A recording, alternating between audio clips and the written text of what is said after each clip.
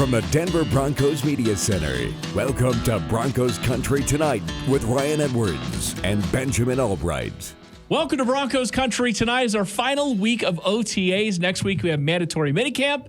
This week we've got OTAs. And today's practice, another rain fest. Ben, you obviously wouldn't do really well in those kinds of situations. Mm-hmm. But more than anything, today's practice was not so much the one side of the ball won. I saw wins on both, really, in this case, defense and offense, both had their wins today. Highlighted, of course, by a deep completion to Tim Patrick from Russell Wilson, beating Michael Ojemudia. Great coverage, really, from Michael Ojemudia, just a better play on the ball from the wide receivers. And that's one of the things that you get with this wide receiving core that probably goes a little bit, not discussed as often as it should, is how aggressive they can be to the ball. Yeah, especially Tim and Cortland. You know, if you have a high point in the football like that. Not that Jerry Jeudy isn't aggressive toward the ball. And, of course, he had the groin issue today. But, he and KJ, I think they have a little bit to learn as far as some of that stuff goes. Watching Tim, watching Cortland be able to do that kind of stuff, it's good. It's a good thing. And I think that, it maybe outside of DK, I'm not sure Russ has really had a guy like that. Doug Baldwin maybe there for a little bit. Yeah. But, Tyler Lockett used his speed to get open. He wasn't high point in the football. He wasn't a guy that was going up there and being aggressive like that. So, I think that's going to add dimensions for Russ. I think it's going to be a good thing for him. And, I think having a receiving core with the diversified skill sets that this receiving core has, I think that's going to be very good for him. I think it is going to be too. And today they worked on third down conversions. And I love the point that Nathaniel Hackett made during his press conference. He said right now they finished all the install. Right now this is sort of just being comfortable, getting guys comfortable with hearing the plays called. It's not necessarily about scheming against each other. There's not even a, hey, we're going to run this play, so you should run this play so that way we can work on anything. They're not even to that point. What they want to do is get the guys comfortable with just hearing the play called and then executing it. Yeah, and I think that's the main thing, getting a comfortability and a familiarity and being well-versed across the board at everything. If you can understand the basics and you know what you're supposed to do, then it really is about execution of that, and you can coach that up. You don't want to play the learning curve game with trying to coach guys up on what it is we're trying to do conceptually or terminology or any of that kind of stuff. So getting all this base install stuff in that they've been doing, I think that's the way to do it. You come out here, the OTAs are designed to get all this stuff in basically and as good as you can and get everybody familiar and on the same page, get a little bit of a sense of timing down with everybody so that when you hit training camp, there's not any questions about what am I supposed to do here? What am I supposed to do there? And he added to that saying that ultimately, and I think this was kind of a fun point, ultimately his goal is that the players know the scheme better than the coaches do. Well, and I mean, that's I know a little bit of a joke there, but in the end, the idea should be that way, especially since they're out there running and executing it all the time, right? Well, that's the buy-in you're talking about, right? And so I think at the end of the day, obviously that's not going to happen, or probably shouldn't happen if you're a coach. That should be a problem. But the idea of what he's saying is certainly good and consistent. So. Getting all these guys out here, getting the young guys out here. There's a couple of guys still missing, but they kind of do their own thing. They've been doing their own thing for a while, so I think they'll be fine. I'm looking forward to it. There's a lot of energy. There's a lot of a lot different approach to how they do things. Now I want to see all the talk and all the stuff on paper. I want to see it all come together. I want to see it on the field, and I want to see it start putting up some points. Yeah, they were taking a very cautious approach with several guys out there. As you mentioned, Jerry Jeudy was practicing during individual drills, had a little bit of a groin injury show up. He just kind of came back out in sweats, a little bit of a limp. But I think that their expectation is he's going to be fine. Hopefully by next week with mandatory minicamp. KJ Hamler didn't do anything with team. They kind of were shifting guys in and out of all of that and sort of taking care of them. But one guy we did see back today is Glasgow, who has been doing some individual work but had not worked in team, and he finally got out there. Working at guard, and I think that right now for them is just getting, as he even put it in his press conference, it's just sort of getting back into shape, getting back into the feel of things.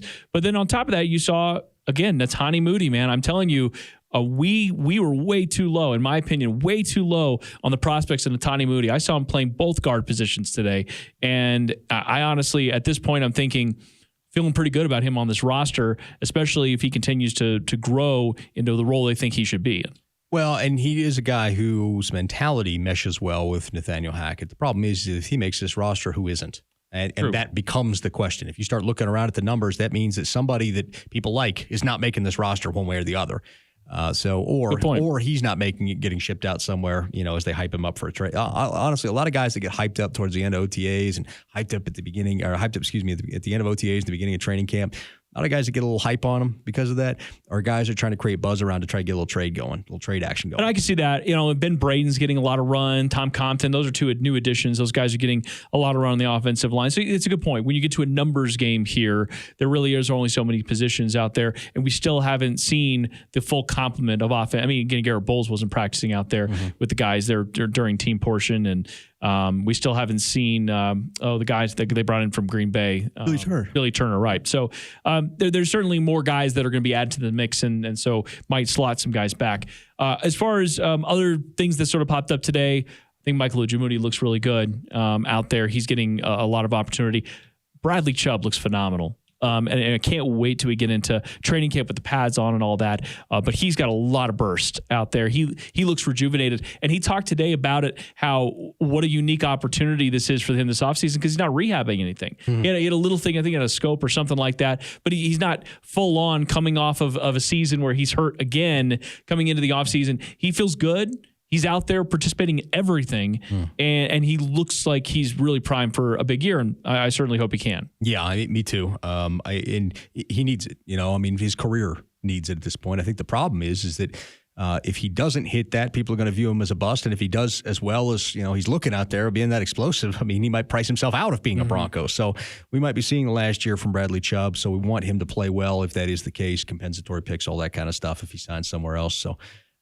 But yeah, I think there's some interesting numbers game stuff that's going to be coming up in this training camp and this offseason, and I think we're going to see some fan favorites might not be as secure as maybe people think they should be. Yeah, and of course on Broncos Country Tonight, the radio show will continue to break that down. But last couple things here, Baron Browning really looks good out there. I'm more excited about him as an outside linebacker the more practices I see of him out there. Well, he played the will in college. That's what he played. And I do think that they're going to make some changes with the fronts and the front seven on this defense. And I do feel like there's a home for him. I feel like he's going to be doing the Micah Parsons role, even though not playing a cover 3-4-3. I do believe he's going to kind of play that role. So yeah. The last thing here with the practices, there's not a lot of wasted time or reps. Good. Like when and you've seen this too, when they're going into some of their route running, their tree concepts, everybody running a route gets a ball. Yeah, there's no wasted route. No wasted reps, no wasted routes out there. It's really impressive to see. And it's also the quarterbacks, right? They're constantly moving and rotating. And, 1 minute they're playing the left side of the field and they switch over and they're playing the right side of the field and throw into the receivers over there and just getting all the timing of it down. And again, coming back to what Nathaniel Hackett said, this is about identifying and recognizing the play when they call it. So they're saying, hey, this is the play. Everybody runs their route. They're not running against any defensive players at that point. It's just everybody running their route. And some of these are timing passes.